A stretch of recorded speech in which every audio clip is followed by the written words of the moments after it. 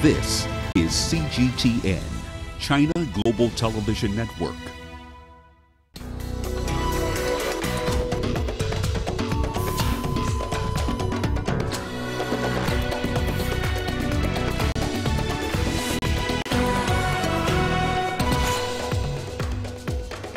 More than 50 migrants killed after their boats capsized off the Djibouti coast, dozens still missing. Ethiopia steps up its airstrikes against al-Shabaab militants inside Somalia. And we update you on efforts by the United Kingdom to craft a workable Brexit deal. Hello and a warm welcome to Africa Live on CGTN. I'm Lindy Mtongana in Nairobi. And with me is Uche Okoronkwo with a preview of your business news. Thanks, Lindy. And here's a look at what's coming up on Africa Live Biz. Labour unions in South Africa threaten a nationwide strike over massive job cuts in state-owned firms. And Kenya Airways airport takeover lands into trouble. All that coming up within the program. For now, it's back to you, Lindy. Thanks, Uche. Well, let's start the hour with a focus on migration, and we begin in the Horn of Africa. The death toll from 2 sunken migrant boats has now risen to over 50, and dozens more are still feared missing. The incident took place off the coast of Djibouti, and according to the International Organization for Migration, 2 vessels carrying migrants departed from Godoria on the country's northeast coast on Tuesday morning, but they sank in heavy seas just 30 minutes into their journey. 16 people are believed to have survived the incident. Now, the Coast Guard is still conducting search and rescue operations with patrol boats. Now, for the very latest on this story, let's go live to the Somali capital of Mogadishu. CGTN's Abdulaziz Billo is standing by. Abdulaziz, from what you understand, that death toll is now at over 50, and there are fears that it may even rise further. What is the latest on this tragedy? Well, Lindy, it's quite an unfortunate tragedy that unfolded there in Djibouti, in the Horn of Africa nation. Now, the specific information that was revealed by the International Organization for Migration, they're saying that 43 bodies were retrieved from that wreckage. But then again, we have a different figure from the Djiboutian Coast Guards who told us that the death toll has surpassed 50 and that they retrieved 52 bodies alongside 16 survivors. So that is where things stand at the moment. But then again, we have a ship, 2 ships that were carrying more than 130 people. So the fact that half that number has been either accounted for as either dead or who has survived, the remaining are still at large. And Djiboutian Coast Guards are patrolling the waters. Now we understand that there were 2 ships and they disembarked from a place called Godoria, that is a region known as Obok, that is northeast of Djibouti, that is in close proximity to Yemen. That is where the migrants were headed. So the strong winds were overpowered the ships, and that's why it capsized. But the Coast Guard say that they have managed to recover the wreckage of the ship. So the prospects that the remaining people survived for now are very slim, Lindy. And Abdulaziz, just tell us a little bit more about the coordination of rescue efforts. You've mentioned the Djibouti Coast Guard as well as the IOM. How are they working together? And is there any clarity at this stage on the nationalities of those on board those 2 boats? Well, in the Djiboutian Coast Guards are overseeing this operation because it happened in Djibouti. So that the incident happened towards a northeast part of Djibouti. So the Coast Guards there, they are patrolling the high seas, trying to recover any survivors who are there, or trying to get the bodies from that wreckage or the wreckage itself. So IOM on the other end, they have a base there because migration is a big challenge that's affecting Eritrea, Ethiopia, Somalia and Djibouti itself. So IOM, they have a base there to coordinate the activities of what Djiboutian Coast Guards are doing. So if bodies are brought there, IOM will deal with the burial process and identifying their next of kins. And for the survivors, they will bring them back there and hold them there, protect them, and either repatriate them once they are willing to go back. And also the center in Obok by I&M also coordinates the flow of Yemeni migrants who themselves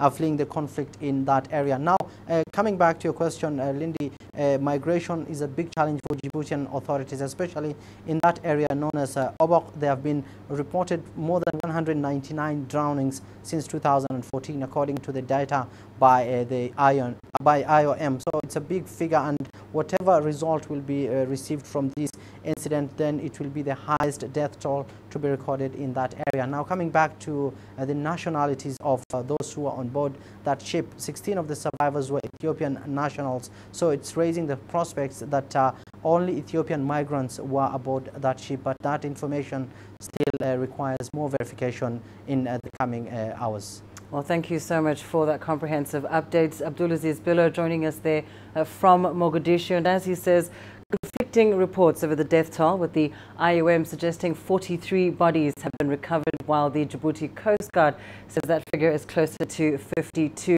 We'll certainly update and confirm that information as more information comes in. For now, let's turn to some other migration news. Italian Prime Minister Giuseppe Conte says 5 countries have offered to help end a standoff over a rescue boat that docked off the coast of Sicily with 47 migrants on board. Those migrants were rescued from a rubber boat off the Libyan coast more than a week ago. However, Italy has refused to allow them ashore in order to request asylum. The Netherlands has also refused to take in the migrants, saying there's a need to distinguish between genuine refugees and economic migrants. Portable toilets, however, have been shipped to the vessel as living conditions continue to deteriorate.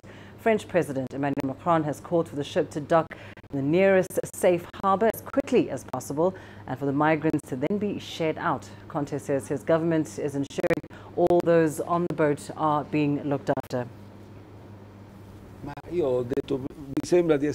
the moment, Germany, France, Portugal, Romania and Malta have offered to help. I have just been told that the court has not ordered the ship to be brought ashore, but it simply encourages Italy to continue what it's already doing, providing sanitary support if necessary, providing relief and continuing to assist the people on board. Meanwhile, changes in movement patterns and new restrictions are said to have converted Spain into the main route for migrants into Europe. Many of those arriving are victims of ethnic violence, trafficking, as well as those fleeing poverty from their home countries. According to a new report by the United Nations Refugee Agency, Spain became the main route for migrants seeking entry into Europe in 2018. As UNHCR team on the ground, we are seeing the arrival of people who have gone through desperate journeys in order to find a safe haven.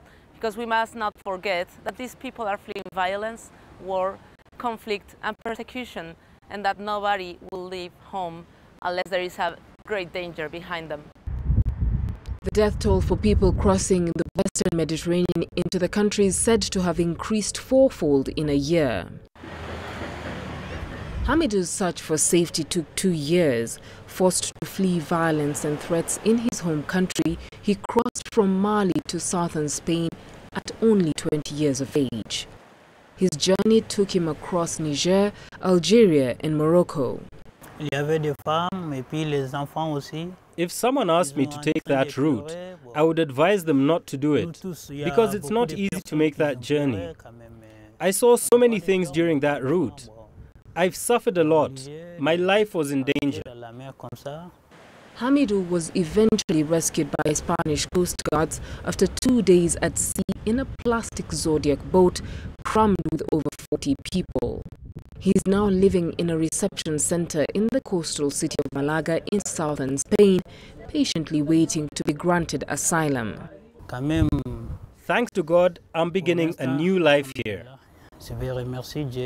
However, without enough legal pathways to safety, many will continue to take dangerous journeys in search for a better life. Beryl Oro, CGTN. Well, turning to some other news now, Ethiopia's defense forces have continued with their airstrikes against al-Shabaab militants inside Somalia. In the offensive, Ethiopia says it has completely destroyed at least 4 al-Shabaab armed convoys. The airstrikes have been centered in Burhakba, a town located in the Bay region of Somalia. The Federal Army claimed 35 al-Shabaab militants were killed during that assault. Well, let's bring you more on this now. We're joined by CGTN's correspondent Richard Nta. He joins us from Addis Ababa in Ethiopia. And back with us once again is Abdulaziz Billo in Mogadishu. Richard, I want to start with you. It would seem by these airstrikes that Ethiopia is certainly stepping up its action against al-Shabaab.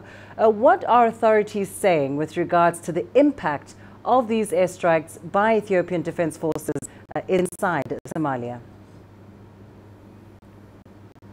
So the Ethiopian Army has confirmed some 75 kilometers east of Cairo in a place called Brohibe.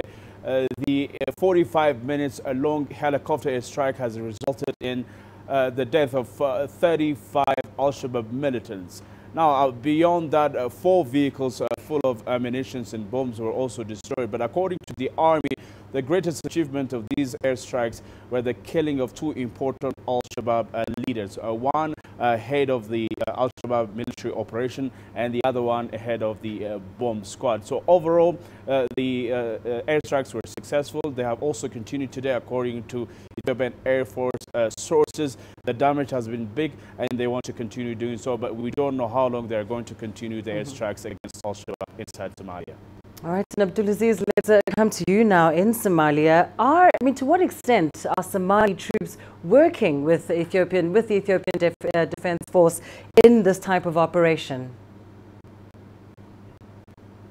Well, to begin with, the Somali forces work jointly with African Union troops from their respective troop contributing countries, be them Ethiopia, Kenya, Uganda, Djibouti and Burundi. So most of such kind of operations, it's the Somali forces who actually lead the way forward, because one, they understand the terrain better than these foreign forces, and also they can be able to identify quickly militants and their potential hideouts because of their understanding of the community, the language, and also the terrain. So in this strike, actually what we've been able to understand is that Ethiopian troops attacked that al-Shabaab area where last week the militant group claimed to have killed scores of Ethiopian troops in an ambush there. That was also confirmed by AMISOM, even though we did not get any official report regarding the death toll, but militant group was saying that they killed scores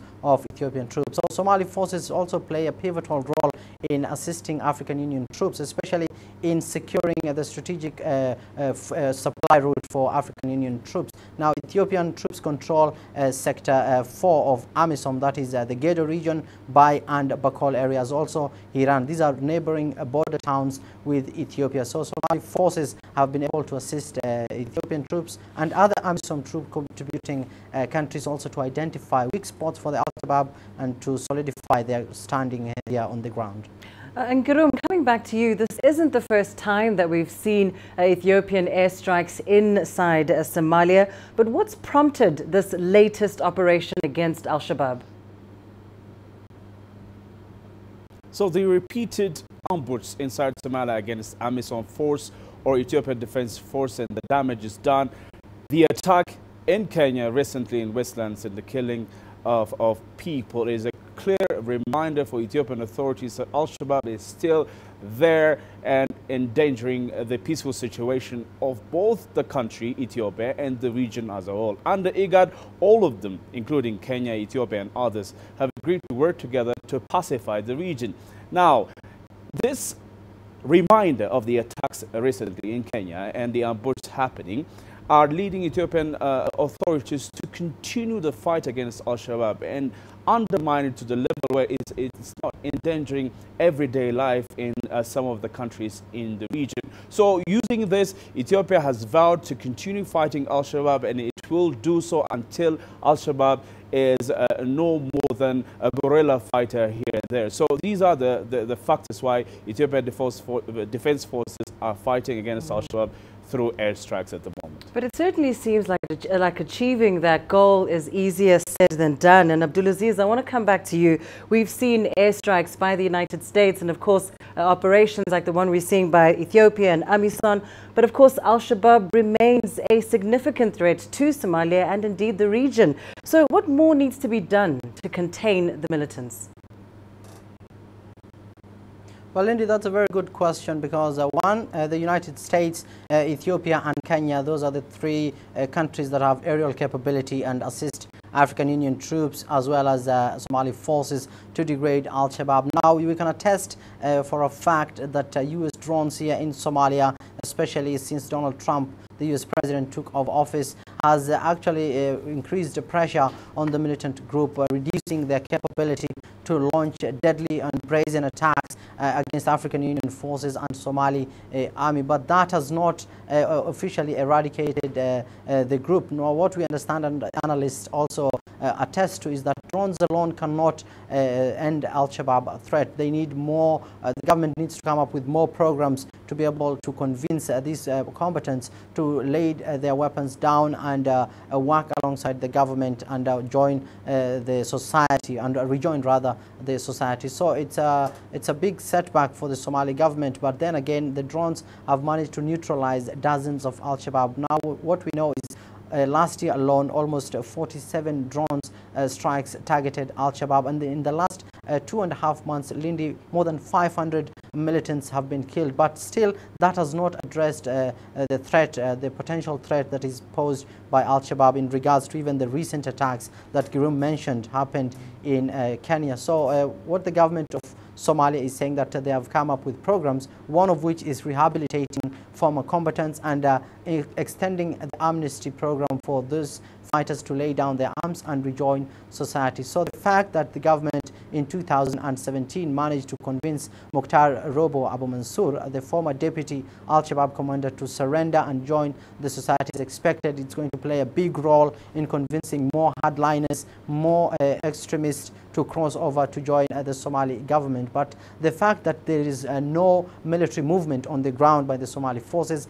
and AMISOM itself, analysts say that drone strikes will always be a good result, but then again it will not be the permanent solution to addressing the root causes of militancy here in Somalia. Linda. And indeed the root causes of radicalization. Thanks very much, Abdulaziz Billo, joining us there in Mogadishu, and of course Girum Chala in Addis Ababa. Thanks very much to you both. Now, still on security matters, Mozambican police have arrested 6 Ugandans over alleged links to terrorism and kidnappings. Ugandan police say they are working with their Mozambican counterparts to have these suspects extradited. Here's Isabel Nakiria with more. The 6 Ugandans are believed to be part of the Somali-based terror group al-Shabaab. The Mozambican forces allegedly picked them from the district of Cabo Delgado, an area known to have terrorist operational bases. We also have information that at the lower levels there was some bit of recruitment that was taking place, where we have lower cadres, the youth who have been probably lured into acts of terrorism, and they have been using Mozambique as a training ground. Ugandan police say the suspects could have escaped from Uganda's capital, Kampala, in April 2018 after security forces raided a mosque in the city. 2 people were shot dead during the raid and more than 80 women and children rescued. The Usafi Mosque in downtown Kampala was believed to be a training cell for Islamic fundamentalists before it was dismantled. Ugandan police said discussions with the Mozambique government are ongoing to have the 6 transferred to face trial. Isabel Nakiria, CGTN, Kampala. Let's take a short break. Here's what's still ahead on the program. Coming up, we update you on efforts by the UK to craft a workable Brexit deal. And the World Health Organization warns about a spike in the Ebola cases in DRC's North Kivu province. You don't find the stories of North Africa by sitting on the sidelines. You've got to get out, go there, and you'll find them. in the bazaars of Casablanca. Among the crowds in Cairo, who come to visit Cairo, the ancient capital of Egypt. Along the waters of the Nile, along the sands of the Sahara. No one else will take you where we can in North Africa. No one else will show you what it's all about. CGTN, see the difference.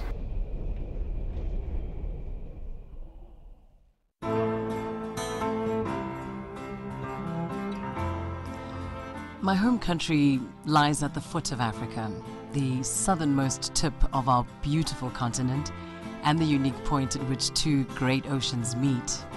Now on a clear day in Cape Town, you can just make out Robben Island, the place where Nelson Mandela was jailed for so long.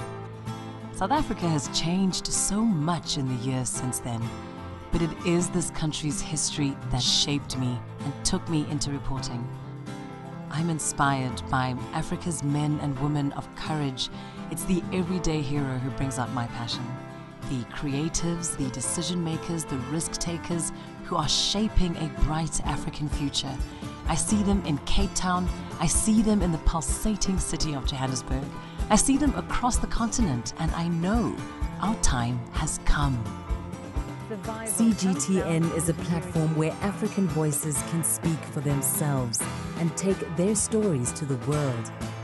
My name is Lindy Mtongana, and I'm a news anchor and reporter for CGTN.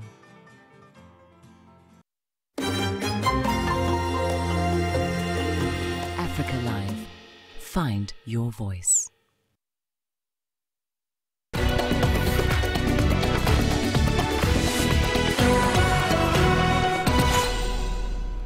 Right, let's start in Egypt now, where security forces have arrested several groups in more than one city. A police statement says the groups were planning to hold violent riots to interrupt the 8th anniversary of the January 25th uprising. Here's Adel Al-Makhraoui with more.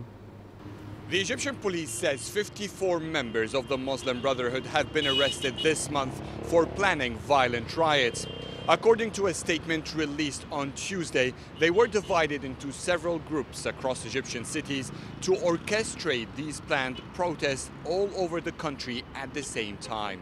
Egyptian National Security Bureau had information suggesting that leaders of the group at large have been preparing to create what the statement described as chaos in the country. According to the Interior Ministry, the violent riots were planned to mark the anniversary of the 2011 25th of January uprising and extend to February. Security officials say some of the group's members have been recruiting locals, promising to fund these riots, aiming for another uprising. Since 2013, the Egyptian government has launched a crackdown on the Muslim Brotherhood following the ouster of President Mohamed Morsi, a member of the group. The Brotherhood has then been recognized by Egypt as a terrorist organization. Accordingly, hundreds of its members have been arrested and many have fled the country. Authorities are currently interrogating the suspects. They have been accused of disrupting public order, planning to destroy and torch public properties and spread terror among Egyptians. Their names have not been released yet. Adel Al-Makhraoui, CGTN, Cairo. Let's go to the Democratic Republic of Congo now, where the World Health Organization warns there has been an increase in reported cases of Ebola in the country's North Kivu province in recent weeks. Now, the world body noted that the Katwa health zone is where response teams have faced pockets of community mistrust. UN spokesperson Stefan Dujarric said the outbreak also extended southwards to the high security risk area of Kaina. Dujarric said the WHO teams are actively working to build community trust and scale up the response in those areas. Our colleagues at the World Health Organization report that in recent weeks there's been an increase in reported cases of Ebola in the Democratic Republic of Congo's North Kivu province. Teams are actively working to build community trust and scale up response in these areas. As of the 24th of January, a total of 666 confirmed and 49 probable cases of Ebola were reported, including 443 deaths, and 248 people have now recovered from the disease. Now, meanwhile, the United Nations and its humanitarian partners in Nigeria are asking for $848 million to support internally displaced people in the country, as well as refugees. Now, the fundraising is expected to run for a year and should also benefit countries hosting refugees from Nigeria. The response strategy by the UN and its partners is expected to run for 3 years. For 2019 alone, $848 million is required in funding. This year, the aim is to provide aid to 6.2 million people in Borno, Adamawa, and Yobe states, with an appeal for $848 million. 8 groups in Nigeria aim to reach 6.2 million vulnerable people in the country. These include those who have been hit the hardest by a decade-long crisis between non-state armed groups and government forces in the northeast. This conflict has imposed untold suffering on millions of people, including women and children. Within a climate of insecurity and complete impunity, human rights violations, including sexual and gender-based violence, are systematically committed while communities are being destroyed, with a negative impact on development. According to the United Nations, millions remain internally displaced in Nigeria alone, and about 228,500 are refugees in neighboring countries. Within the displacement figure, we talk about 2.5 million people who are displaced, who lost their homes, who are not able to get on with their lives. 1.9 million internally displaced within Nigeria in the northeast. About 500,000 internally displaced in Cameroon. The conflict in northeast Nigeria has spilled over borders across the whole Lake Chad region. This has led to widespread displacement as well as violations of international humanitarian law. Bulletin, CGTN. And turning to international news now, the European Union says the Brexit deal is not up for debate. The bloc's leader, Jean-Claude Juncker, said the current plan is the best and only deal possible and insists it will not be renegotiated. Now, UK lawmakers rejected a no-deal divorce. The Prime Minister, of course, is pushing to secure a deal. On Tuesday, Parliament approved an amendment which abandoned a pact that May reached with 27 European leaders last month, and the European Union says there is no room left for renegotiation. Right, let's head to South Africa now, where preparations are already underway for the annual commemoration of Armed Forces Day. It's set to take place in Cape Town next month, and the event will be presided over by President Cyril Ramaphosa.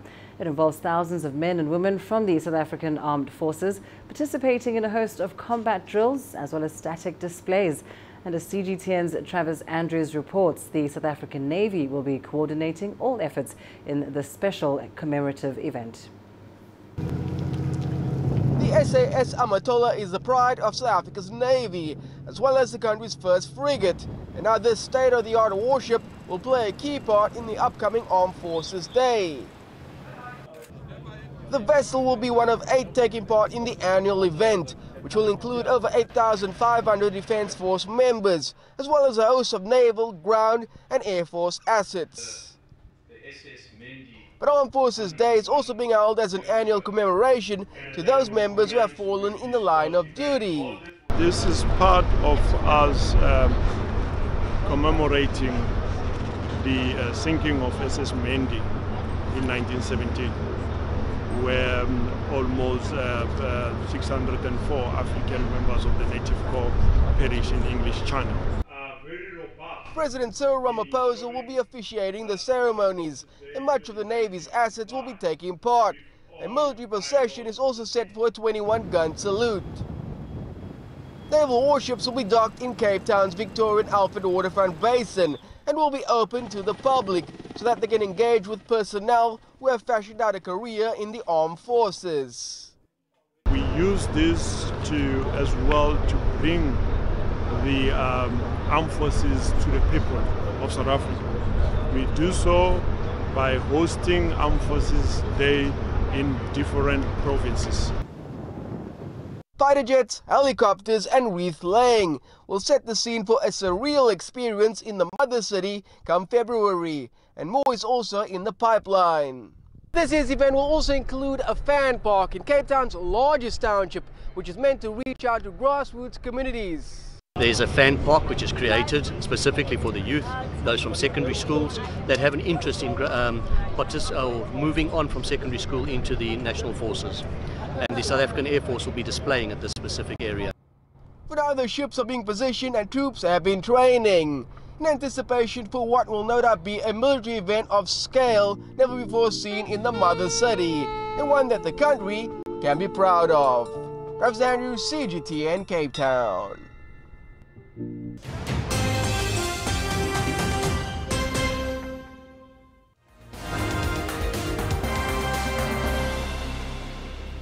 Recapping your top stories this hour. In the Horn of Africa, the death toll from 2 sunken migrant boats has now risen to over 50, but dozens are still feared missing.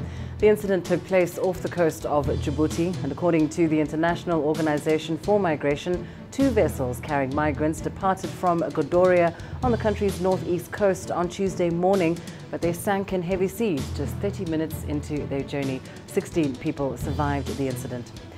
Ethiopia's defense forces have continued with their airstrikes against al-Shabaab militants inside Somalia. In the offensive, Ethiopia says it has completely destroyed at least 4 al-Shabaab armed convoys. The airstrikes have been centered in Burhakaba, a town located in the Bay region of Somalia. The Federal Army claims 35 al-Shabaab militants were killed during the assault.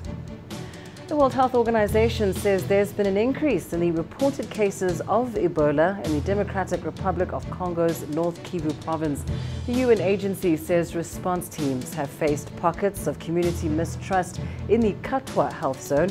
UN spokesperson Stefan Dujarric said the outbreak is also extending southwards towards the high security risk area of Kayina. And the European Union says the Brexit deal is not up for debate. The bloc's leader Jean-Claude Juncker said the current plan is the best and only deal possible and insists it will not be renegotiated. British Prime Minister Theresa May is pushing the EU for a better Brexit deal.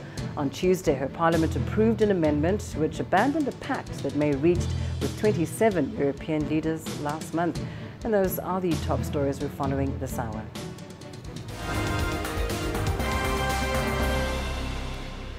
And let's now go to Uche for your latest business news. Thank you, Lindy. And coming up on Africa Live Biz, labor unions in South Africa threaten a nationwide strike over massive job cuts in state-owned firms. And Kenya's airport takeover lands Kenya Airways in trouble. Africa is the nexus of enterprise, and global business will tell you why it matters. From the mega investment projects to multi-billion-dollar mergers and acquisitions. Africa today collects, just in terms of revenues from taxes alone, $545 billion a year. If you take 10% of that and you devote it to the energy sector, problem solved. All this on Global Business, weekdays at this time on CGTN.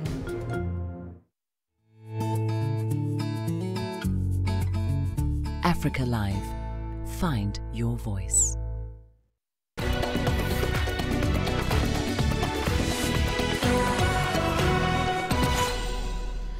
Well, let's start off in South Africa. The country's largest labor union group, Congress of South African Trade Unions, is now planning to stage a nationwide strike.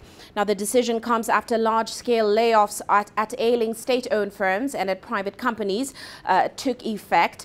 The planned strike poses a major threat to President Cyril Ramaphosa's plan to revive the economy. Now, the head of state proposed cutting off the government wage bill and reforming state firms that are drowning in debt. Eskom, of course, has announced plans to shed around 7,000 staff over the next 5 years. Loss-making state broadcaster SABC plans to lay off around 1,000 permanent employees. Impala Platinum, Sibanye Stillwater and Goldfields are also expected to cut thousands of jobs. Now, as I mentioned there, Eskom is one of South Africa's state firms that is in deep financial trouble. The power utility split is expected to be debated over the next month. Now, Eskom is struggling to clear about $10.9 billion in debt. As a result, experts have urged President Ramaphosa to divide it into 3 companies. Well, that idea has not received a warm welcome from trade unions in South Africa. Here's Angelo Coppola with more. South African labour unions have been suspicious of government intentions around breaking up the utility or privatising it. First of all, we reject that proposal with the contempt it deserves. We've been suspecting for the longest time, as Nomsa, that government's plan all along has been privatisation. They've been speaking about it all of last year. We found the denials quite bizarre, to be frank, because it was very obvious that this was the course which they were going to take. Others disagree, suggesting there's a solution that could work for all concerned.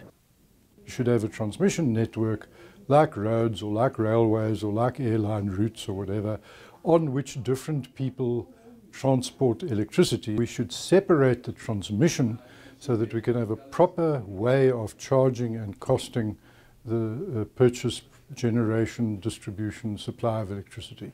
One think tank has been calling for the breakup of the utility for more than 2 decades. The rest of the world now is energy markets, energy trading. Those that are still state-owned have been broken up into different means of production, distribution, and of course the grid transmission.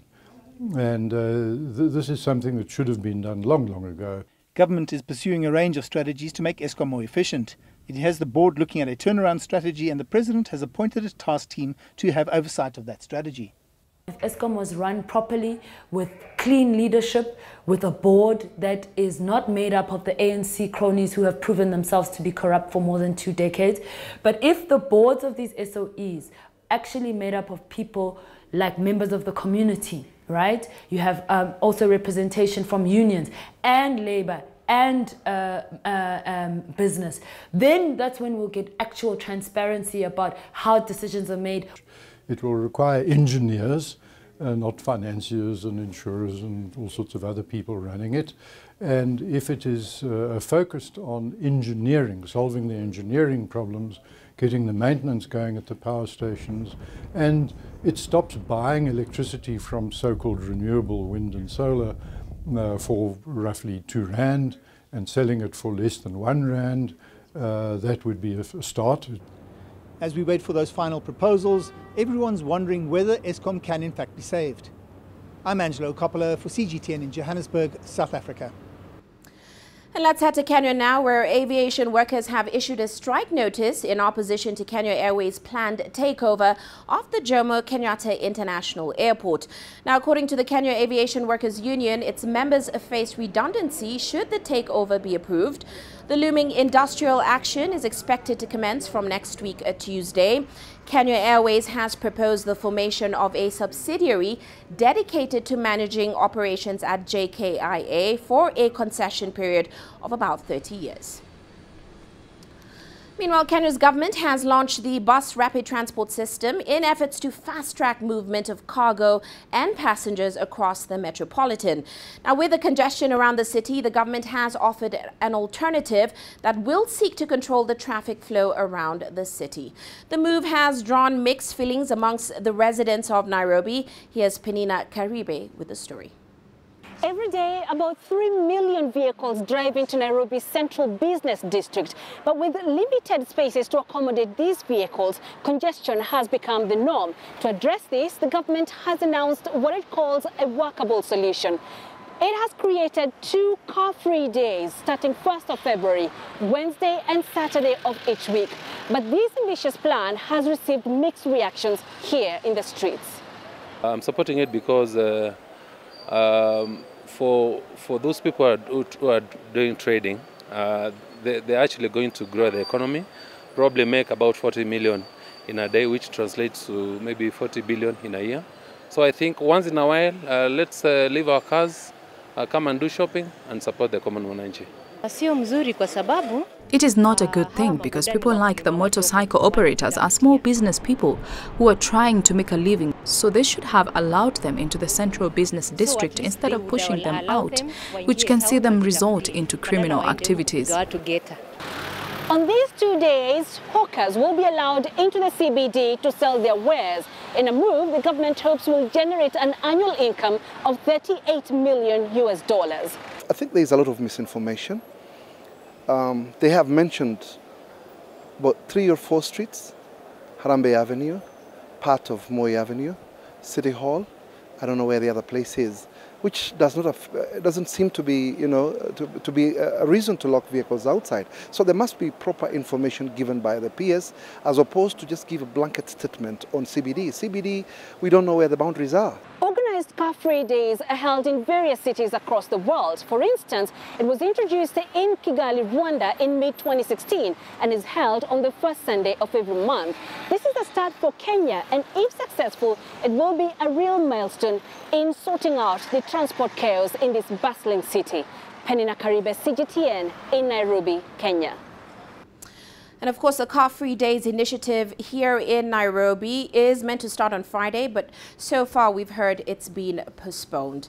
Well, let's move on now. Qatar is plowing $200 million into Airtel Africa through a primary equity issuance via its sovereign wealth fund. Now, Airtel is a pan-African telecoms company with operations in 14 countries. The proceeds from the Qatar Investment Authority will further reduce Airtel Africa's net debt. This, of course, follows a recent cash injection from 6 leading global investors. Now, the transaction with the Qatari firm will not involve any share sales. Airtel, of course, has welcomed the QIA as a long-term strategic equity partner. For its part, the Qatari fund says it's excited about investing in one of Africa's leading telecom firms.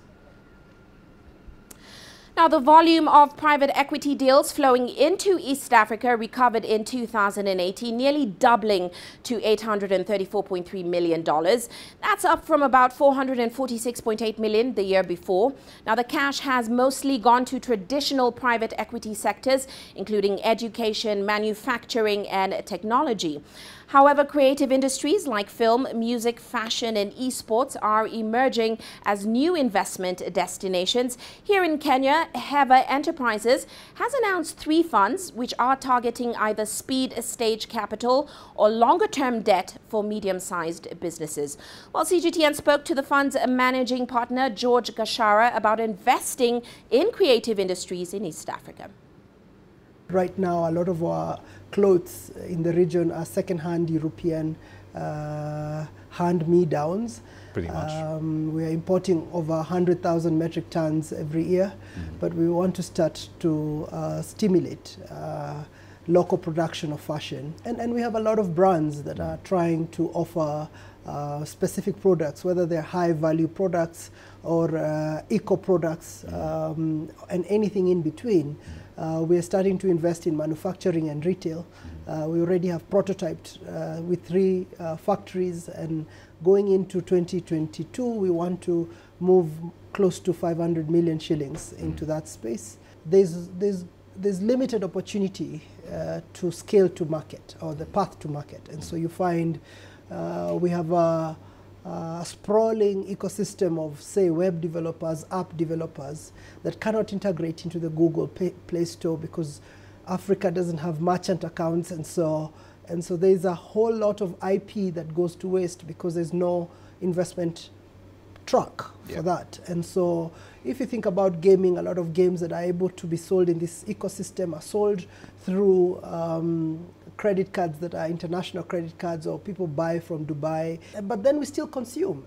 If you look at consumption trends for like the Middle East, it includes Africa, because a lot of our business people go to China and the Middle East to buy products, and so the sales are magnified in the Middle East, and Africa is obscure. Look at the entire sum of revenues to the artists. A lot of them come from live music performance. And so as a fund, our music strategy, especially around investment, focuses on creating a high-quality East African music circuit. That's a live music circuit that allows audiences to pay tickets in advance, to spaces to host regular programs, and to also coordinate around the region so that one artist can be signed in one circuit and they can finish their year doing 5 to 10 major gigs, which would secure their annual income. Well, that's all for now on Africa Live Biz. But coming up on Global Business Africa, we take a look at why African retail giant ShopRite shares took a dive today. Of course, all that coming up top of the hour. For now, back to you, Lindy. Thanks, Uche. Well, we'll take a short break, but here's what's still ahead on the program. A reception held in Cape Town for the Chinese community ahead of the Spring Festival celebrations.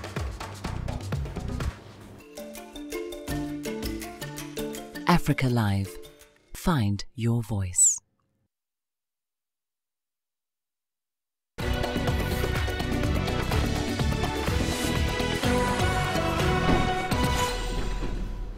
Well, let's start in South Africa now, where a reception has been held ahead of the Chinese Spring Festival. The event also doubled up as a welcoming party for the new Chinese Consul General in Cape Town. Let's take a look. Cape Town was playing host to a Spring Festival reception for the local Chinese community. In attendance was the Chinese Consul General and South Africans. A very happy new year on the lunar calendar as we enter the Year of the Pig. The Year of the Pig is a very special year. It means a year of optimism, a year of energy, a year of looking forward to better things. And as pigs go, they've got a great sense of humor. They are very versatile, and all this symbolizes a lot of good fortune for this year. So my warmest blessings and good wishes go to everybody in this new year, and it's a year that's going to be an especially good one for me because I'm expecting another grandchild. The function was aimed at ushering the Chinese New Year festivities and also improving ties between China and South Africa. It's good that we are able to be here and to wish the people of China here in South Africa and back home in their continent, Shin Kun Kwai Lo, Happy New Year. It's a great time for renewal, and also, like we do in South Africa, to come together with families, relations that we haven't seen for a long time. It's also a good time to take a brief break from work so that we come back rejuvenated. So we hope you're going to have the same fun with your families, but also to ensure that your great country continues in the path of development with which we share. It is hoped that more people-to-people exchanges will lead to a better understanding of the cultures of both China and South Africa. Terry Wangari, CGTN. And let's turn to Egypt now, where the Cairo International Book Fair is underway. Hundreds of exhibitors are participating. However, a popular second-hand book market, al-Azbakiyya, is keeping away, choosing to hold its own parallel fair instead. Let's take a look. Cairo International Book Fair and Azbakiyya Independent Book Fair are being held simultaneously. The former is celebrating its Golden Jubilee, while the latter is marking its maiden fair. Azbakiyya Book Market had earlier on been a regular participant of Cairo International Book Fair, but have kept off. They claim that new rules introduced to its 50th edition are outrageous. We have two reasons for not participating. The first is that they cut the number of participants to 33 from 108. Secondly, the cost of participating has gone up. It's now 1,200 Egyptian pounds after the discount. Both fairs are eliciting various comparisons. Azbakiyya Independent Book Fair is being applauded for its affordable prices. Their books are unique and rare to find. However, the place is more crowded. The first reason is the prices, of course. The prices are affordable to everyone, in a way that exceeds expectations. I can find a book expecting to pay 200 or 300 Egyptian pounds, only to buy it at 80 or 90. The book could be a hardcover and in great condition. If I'm looking for 10 books and I find 7 or 8 of them, that's a very good thing.